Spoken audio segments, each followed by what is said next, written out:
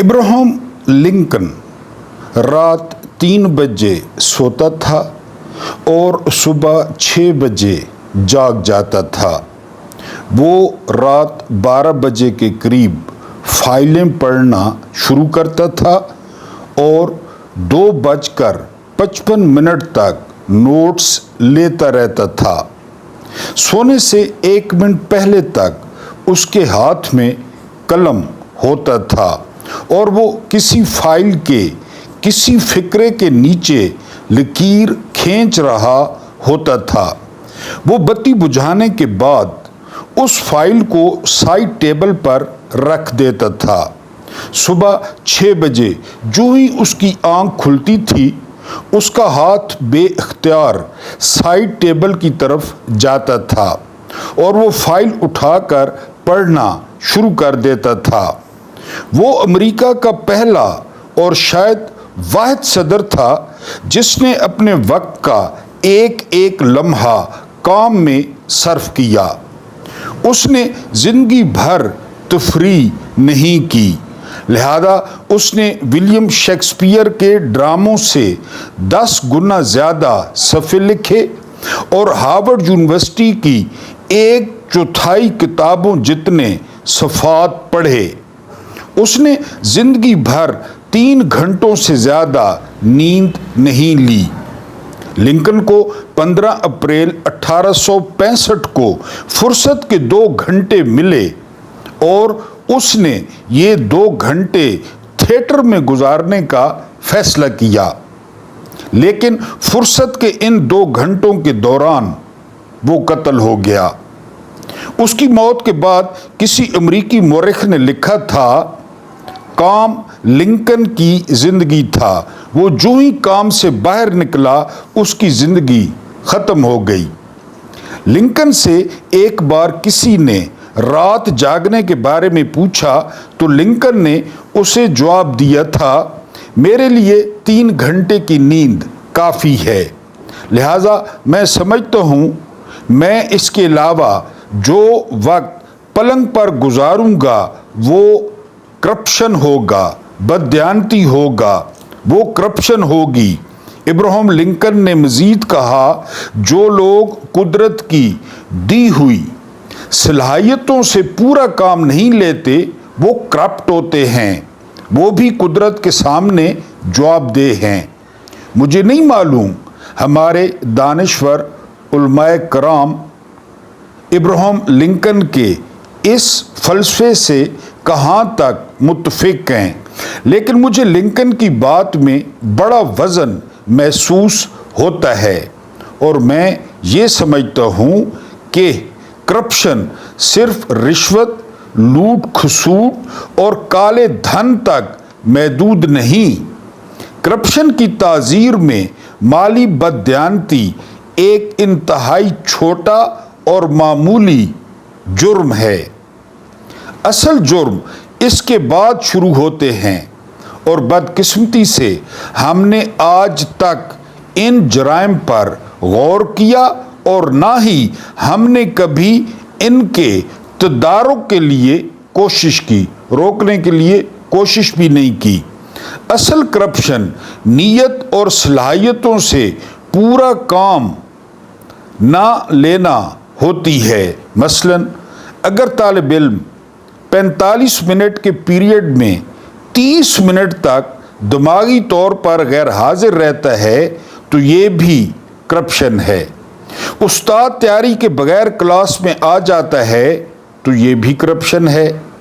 ایک ڈاکٹر کو اللہ تعالیٰ نے روزانہ 30 مریض دیکھنے کی ہمت اور صلاحیت دے رکھی ہے، لیکن وہ 5-10 مریضوں کے بعد کلینک سے اٹھ جاتا ہے تو یہ بھی کرپشن ہے۔ انجینئر سائٹ کا دورہ نہیں کرتا، پٹواری کاغذ پر غلط لکیر کھینچ دیتا ہے، کانسٹیبل چوک میں کسی شریف شہری کی پگڑی اچھال دیتا ہے، ایس ایچ او کسی کو بلا وجہ پکڑ لیتا ہے، چپڑاسی ایک میز کی فائل دوسری میز پر چھوڑ آتا ہے، دودھ والا دودھ میں پانی ملا دیتا ہے۔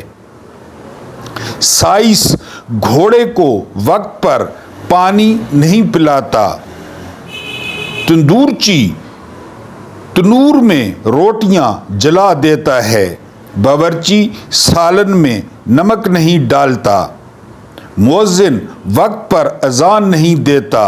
امام صاحب رکعت لمبی کر دیتے ہیں۔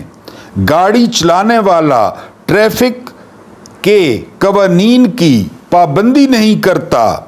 کسان فصل کو پانی نہیں دیتا۔ ایم اے پاس نوجوان خود کو چپڑاسی اور کلرک کی نوکری تک محدود کر لیتا ہے۔ کمپنی کا مالک ملازمین کی تعداد میں اضافہ نہیں کرتا۔ بیمار بازار سے دوا نہیں خریدتا۔ پروفیسر کتابیں نہیں پڑھتا۔ سریلے گلے کا مالک گانا نہیں گاتا۔ کھلاڑی میدان میں نہیں اترتا۔ مسلمان نماز، روزے اور زکوٰۃ کی پابندی نہیں کرتا۔ مستری اینٹ نہیں لگاتا۔ مزدور مسالے میں پورا سیمنٹ نہیں ڈالتا۔ کیمسٹ دواؤں میں اجزاء کی ترتیب درست نہیں رکھتا۔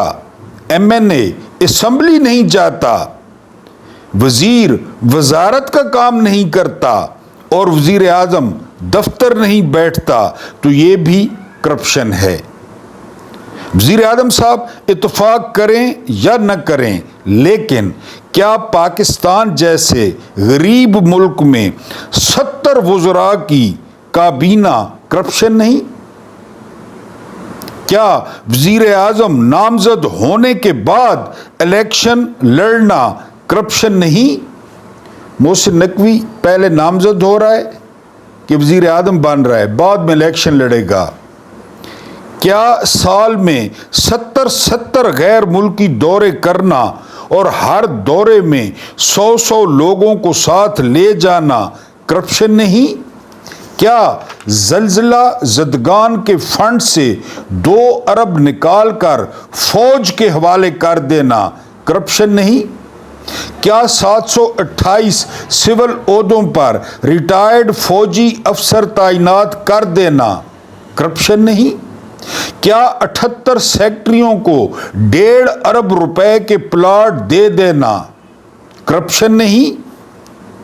پاکستان میں آج تک جنرل ضیاء الحق سے بڑا کوئی مسٹر کلین نہیں گزرا تھا۔ انہوں نے پوری زندگی ایک پیسے کی ہیرا پھیری نہیں کی تھی، لیکن اپنی تمام تر ایمانداری کے باوجود انہوں نے پاکستان میں تاریخ کی سب سے بڑی کرپٹ کلاس پیدا کی تھی۔ شریف خاندان کی صورت میں سب سے بڑی کرپٹ کلاس۔ انہوں نے عمروں اور حج تک کو رشوت کی شکل دے دی تھی۔ رشوت میں عمرہ کرایا جاتا، رشوت میں حج کرایا جاتا۔ وہ نظریہ ضرورت سے مغلوب ہو کر اپنے مخالف سیاستدانوں کے منہ موتیوں سے بھر دیتے تھے۔ ان کے دور میں غیر مستحق لوگوں کو جتنے پلاٹ ملے، اس کی تاریخ میں کوئی دوسری مثال نہیں ملتی۔ جنرل ضیاء الحق پہلے حکمران تھے جن کے دور میں ہیروئن کے سمگلروں کی کلاس پیدا ہوئی۔ کلاشنکوف کے تاجر پیدا ہوئے جن کے دور میں سرکاری جہازوں میں ہیروئن سمگل ہوتی رہی، اور ان کے پالے ہوئے لوگ لاشوں کی پیٹیوں اور حج کے احراموں میں ہیروئن رکھ کر سعودی عرب لے جاتے رہے۔ بسم اللہ الرحمن الرحیم۔ میرا نام محمود نیادی ہے۔ السلام علیکم ورحمۃ اللہ وبرکاتہ۔ آج کے دن کا دوسرا ویلاگ آپ سے گپ شپ، آپ سے آمنا سامنا۔ اور سب سے پہلے وہی درخواست کہ اگر آپ چینل پہ نئے ہیں تو چینل کو ضرور سبسکرائب کریں، اور اگر سبسکرائبر ہیں تو شیئر کیا کریں۔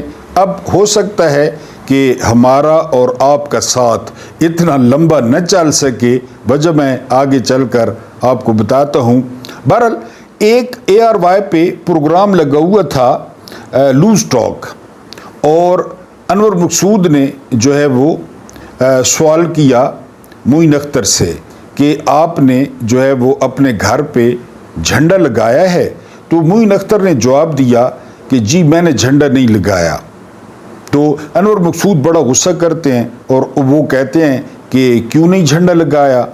تو معین اختر جواب میں کہتے ہیں کہ اصل میں پوری مارکیٹ میں مجھے امریکہ کا جھنڈا نہیں ملا، کیونکہ اگر جشن آزادی جو ہے وہ منانا ہے تو پھر ظاہر ہے ہمیں اپنے مالکوں کا جو ہے وہ جھنڈا لگانا ہوگا، جو ہمارے مالک ہیں، جن کے ہم غلام ہیں، جن کے در سے ہمیں جو ہے وہ فیض ملتا ہے۔ بہرحال یہ آپ کو بتایا کہ اگر آپ لوگ اپنے آپ کو آزاد سمجھتے ہیں تو آپ ضرور جشن آزادی منائیں۔ میں تو یقین کریں اگر دل سے جو ہے نا وہ پوچھیں تو میں تو اپنے آپ کو آزاد خیال نہیں کرتا۔ ہم ایک ایسے بدبودار نظام کے اور ایک ایسے شکنجے میں جکڑے ہوئے ہیں جہاں ہم اپنی مرضی کے مطابق نہ بول سکتے ہیں، نہ ہم جو ہے وہ احتجاج کر سکتے ہیں، نہ ہم جو ہے وہ تنقید کر سکتے ہیں۔ ایک ہمارے پاس اختیار تھا، ایک ہمارے پاس ہتھیار تھا، اور وہ تھا ووٹ کا۔ وہ غلط فہمی بھی ہماری دور ہو گئی 8 فروری 2024 کو کہ ہم نے جن کو ووٹ دیے تو وہ راتوں رات جو ہے وہ ووٹ تبدیل کر دیے گئے۔ اور تازہ ترین جو ارشاد فرمایا ہے وہ فرمایا ہے کامران ٹیسوری نے۔ کامران ٹیسوری آپ جانتے ہیں ملٹری اسٹیبلشمنٹ کے قبیلے کے ہیں اور یہ سندھ کے گورنر ہیں۔ انہوں نے کہا ہے کہ آپ ووٹ سوچ سمجھ کر استعمال کریں۔ پھر وہ کہتے ہیں کہ اگر سوچ سمجھ کر استعمال نہ بھی کریں تو اس سے کوئی فرق نہیں پڑتا، کیونکہ پہلے بھی آپ نے ووٹ سوچ سمجھ کر استعمال کیا تو کون سا وہ اس ڈبے سے نکلا، یعنی جس ڈبے پہ آپ نے ووٹ ڈالا تھا، جس ڈبے میں، اس ڈبے میں تو نکلا نہیں۔ تو بہرحال یہ میں آپ کو بتا دوں کہ یہ ملٹری اسٹیبلشمنٹ کا جو ہے نا وہ ایک آپ کہیں کہ ایک تجربہ ہے، یا ملٹری اسٹیبلشمنٹ کی یہ ہمیشہ سے ایک پالیسی جو ہے نا وہ رہی ہے کہ وہ جو سوسائٹی کے بدبودار ترین بندے ہوتے ہیں، نکمے ترین ہوتے ہیں، وہ ان کو جو ہے وہ مسلط کرتے ہیں۔ اور پھر پتہ ہے وہ کیا کہتے ہیں؟ وہ کہتے ہیں کہ سیاستدان نکمے ہیں، سیاستدان کام ہی نہیں کرتے۔ یعنی اب کامران ٹیسوری کو وزیر اعظم گورنر کس نے لگایا؟ فیصل وارڈا کو سینیٹر کس نے بنایا؟ اون چودھری جس کے بارے میں نون لیگ کہتی تھی کہ یہ لڑکیاں سپلائی کرتا ہے، یہ منشیات سپلائی کرتا ہے، وہ لاہور سے 1.5 لاکھ ووٹ لے گیا، اس کو ووٹ کس نے ڈلوائے؟ تو یہ ملٹری اسٹیبلشمنٹ ایسے لوگوں کو مسلط کر کے پھر بعد میں کہتی ہے کہ جی یہ جو سیاستدان ہیں نا یہ سارے گند ہیں، یہ سارے گندے ہیں، یہ کام نہیں کرنے دیتے، یہ ترقی کی راہ میں رکاوٹ ہیں۔ ورنہ جن لوگوں نے ملکوں کو ترقی دی، ابھی آپ کے سامنے امریکہ کے صدر ابراہم لنکن کا ذکر کیا کہ کرپشن کی کیا تعریف ہے، اور اس شخص نے کہا تھا کہ جو جمہوریت ہے نا، جمہوریت وہ لوگوں کی حکومت ہوتی ہے، لوگوں کے ذریعے ہوتی ہے اور لوگوں کے لیے ہوتی ہے۔ Government of the people, by the people, for the people. یہاں لوگوں کی حکومت ہے، لوگوں کے ذریعے ہے، یہ لوگوں کے ذریعے آئے ہیں، لوگوں کے لیے ہے، ایک دوسرے کو خوش کر رہے ہیں۔ جلد صاحب کو ایکسٹینشن چاہیے، ان کو جو ہے نا عمران خان کو دبانا چاہیے۔ ویسے بھی رپورٹ ہو رہا ہے کہ برسلز میں جو ہے وہ آرمی چیف نے جو خطاب کیا ہے تو اس میں انہوں نے کہا ہے کہ ابھی ان کے ساتھ کچھ بھی نہیں ہوا، ابھی ہم جو ان کے ساتھ کریں گے تو وہ دیکھیں گے۔ ہاں وہ معافیاں بھی مانگیں گے، وہ مرغے بھی بنیں گے، وہ کان بھی پکڑیں گے، اور اس کے علاوہ ہم ان کا حشر نشر کر دیں گے، یہ انہوں نے برسلز میں کہا ہے۔ فرانس کا جو انقلاب تھا نا، اب اس کو آپ نے ذہن میں رکھنا ہے، فرانس کے انقلاب پہ جو پیٹرول ڈالا نا، پیٹرول وہ فرانس کے چیف جسٹس نے ڈالا تھا۔ کس طرح؟ فرانس کے چیف جسٹس نے کہا کہ یہ جو بادشاہ ہے نا لوئی جو ہے وہ خدا کی طرف سے ہے، یعنی ہمارے دین کے مطابق معاذ اللہ استغفر اللہ، یہ خدا کا نمائندہ ہے۔ یعنی لوئی جو بات کہے گا یا کرے گا تو اس کا مطلب ہے لوئی نہیں کہہ رہا، اس کا مطلب ہے لوئی نہیں کر رہا، خدا کہہ رہا ہے، خدا کر رہا ہے۔ لوئی کی جو اطاعت ہے وہ تم لوگوں پر اس طرح فرض ہے جس طرح کہ خدا کی۔ اب یہ بات میں نے کیوں کی؟ آج قومی اسمبلی میں ایک بل پاس ہوا ہے، میں نے کہا نا کہ آپ کا اور ہمارا رابطہ ہو سکتا ہے اب زیادہ دیر نہ چل سکے، اس کی وجہ آپ کو بتاتا ہوں۔ ایک بل پاس ہوا ہے اور اس بل میں وہ جو ویگو ڈالا آتا تھا بڑا مشہور کالا، تو وہ ویگو ڈالا جائز قرار دے دیا گیا ہے، اب وہ قانونی ہے۔ پہلے شور اٹھتا تھا نا فلاں کو اٹھا لیا گیا، فلاں کو اٹھا لیا گیا، فلاں غائب ہو گیا، اور وہ جو پتلی سی ایک خاتون ہے، لڑکی ہے ایمان مزاری، وہ بیچاری پہنچ جاتی تھی اسلام آباد ہائی کورٹ میں، جی احمد نورانی کے بھائی غائب ہیں یا عمران ریاض غائب ہے، جب وہ اب قانونی ہے، وہ کوئی عدالت نہیں پوچھ سکتی۔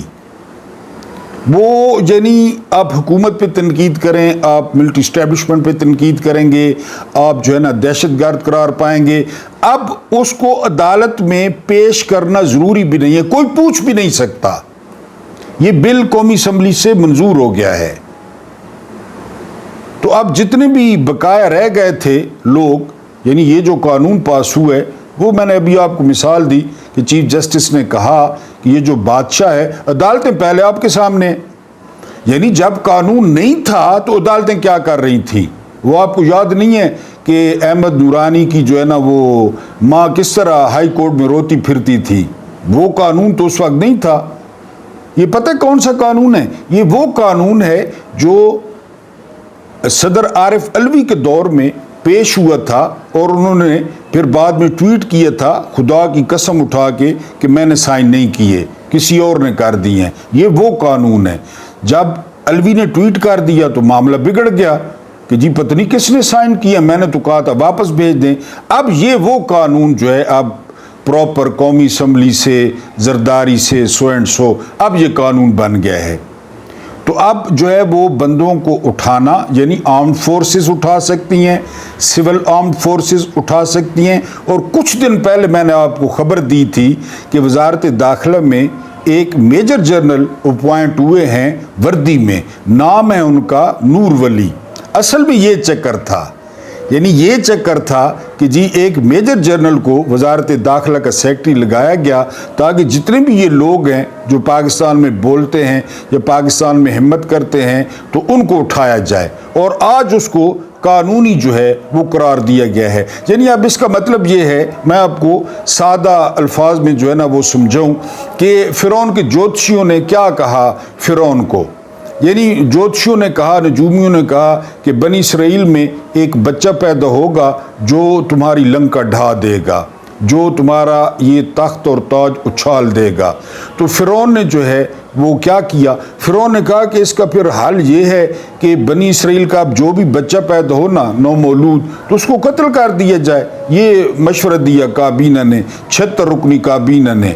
تو بچے جو ہے نا جو پیدا ہو گئے وہ قتل ہوتے گئے، اور جو ماؤں کے پیٹ میں تھے تو ماؤں کے پیٹ چاک کر کر کے جو ہے وہ ان بچوں کو مار دیا گیا۔ لیکن پھر آپ جانتے ہیں کہ واللہ خیر الماکرین، اگر میں نے آیت غلط پڑھی ہے تو معذرت معاف کر دیجئے گا، بھول چوک۔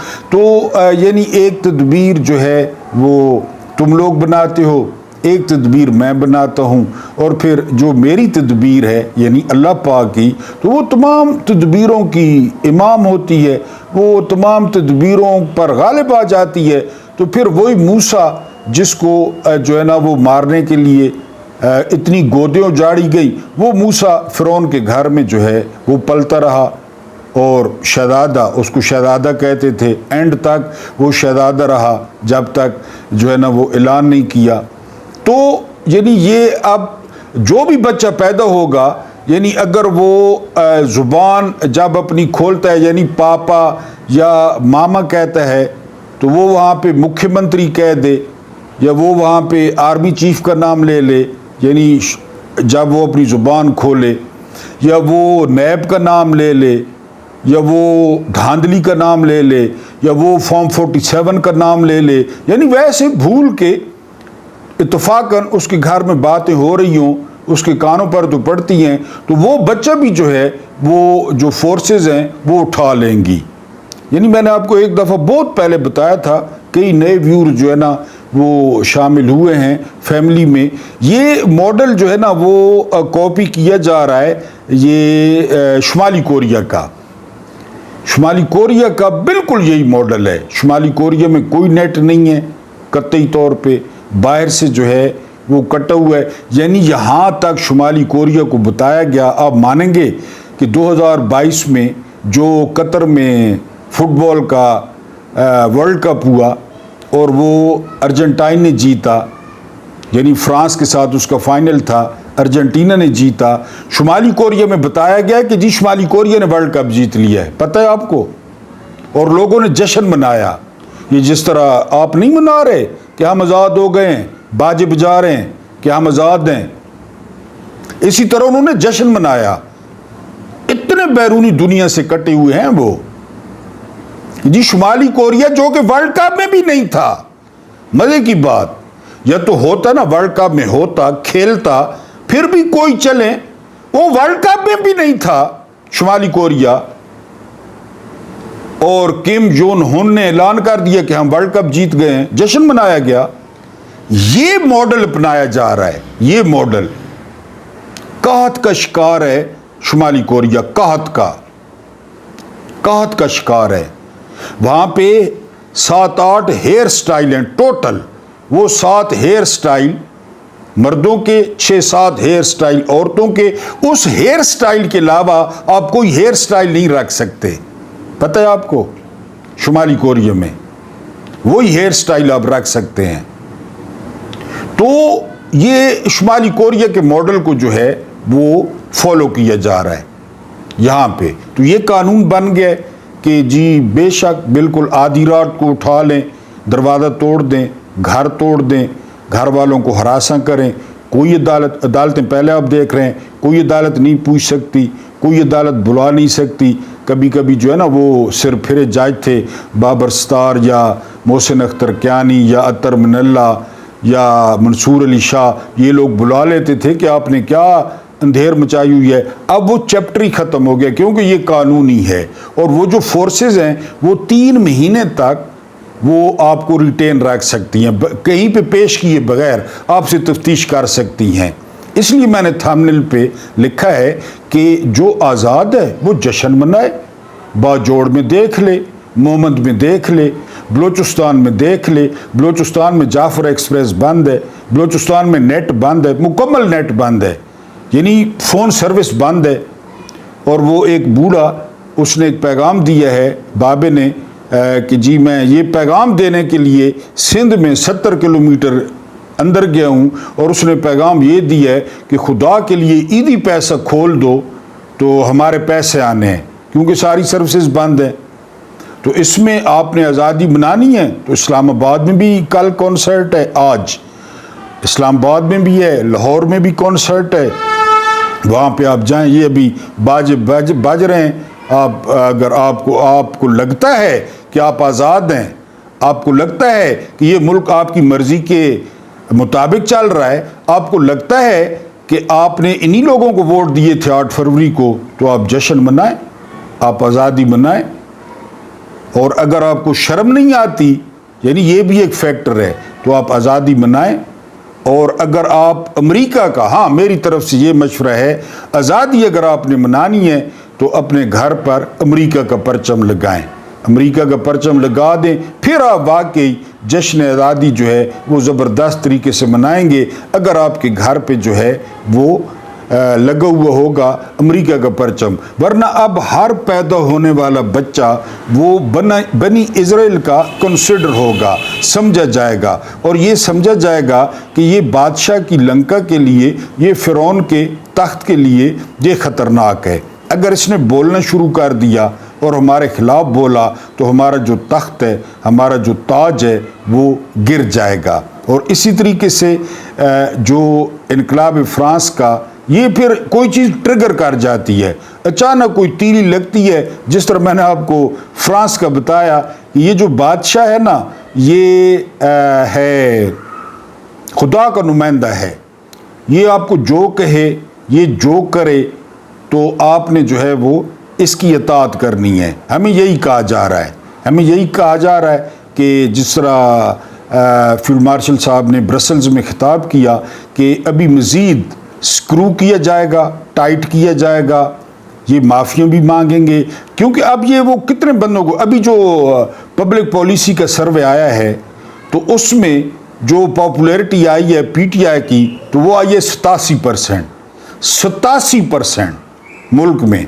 तो इसका क्या मतलब है कि 87% लोगों को टाइट किया जाएगा, 87% लोगों का सियासी मज़हब तब्दील करवाया जाएगा, 87% लोगों से माफ़िया मंगवाई जाएंगी, 87% लोगों को जो है ना उन पे पर्चे या सोटे या डंडे या जो भी, या मेरी तरह कोई हत्थे चढ़ गया, मेरा तो वैसे भी आगे पीछे कोई नहीं है, मुझे तो पूछने भी कोई नहीं जाएगा, मेरे पीछे भी कोई नहीं जाएगा कि कोई महमूद नादी था या नहीं था, यानी मेरा कोई इतना लंबा चौड़ा सिलसिला भी नहीं है। तो बहरहाल ये अगर आप इस सारी सूरत हाल में, एक खूबसूरत डायलॉग था इंडियन फिल्म का कि हम रोज़ कुआं खोदते हैं और रोज़ पानी पीते हैं, इससे बेहतर पाकिस्तान की आज़ादी की तारीफ़ नहीं हो सकती।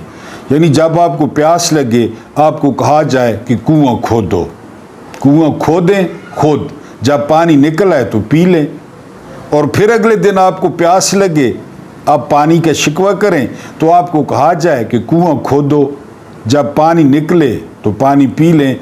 हम रोज़ कुआं खोदते हैं और रोज़ पानी पीते हैं, चाहे हमारा रोज़गार हो, चाहे हमारे हस्पताल हो, चाहे हमारे स्कूल हो, चाहे हमारे सरकारी दफातर हों, चाहे हमारा पानी हो, चाहे हमारी गैस हो, चाहे हमारी बिजली हो, क्योंकि हम सब ने मिलकर 23,90,000 रुपया ये एक चीफ जस्टिस को, कादी फायज़ ईसा को पेंशन देनी है, 23,90,000 रुपया। इसका मतलब ये है कि वो चीफ जस्टिस अगर 1,00,000 रुपया रोज़ खर्च करता है तो फिर भी उसका महीना आसानी से गुजर जाएगा। किस तरह? क्योंकि उसका जो बिल है बिजली उसकी फ्री है, उसका पानी फ्री है, उसका ड्राइवर फ्री है, उसका अर्दली फ्री है, और 300 लीटर पेट्रोल का महीने का वो फ्री है। अगर वो 1,00,000 रुपया महीना जो है वो खर्च करे फिर भी उसके पैसे बच जाएंगे। और क्या जो पहले स्टोरी की इब्राहिम लिंकन के मुताबिक ये करप्शन नहीं है?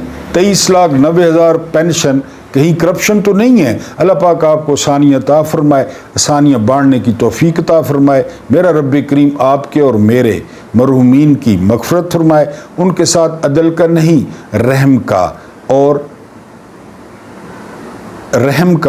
एहसान का मामला फरमाए। मुझे बर्दाश्त करने का बहुत बहुत शुक्रिया।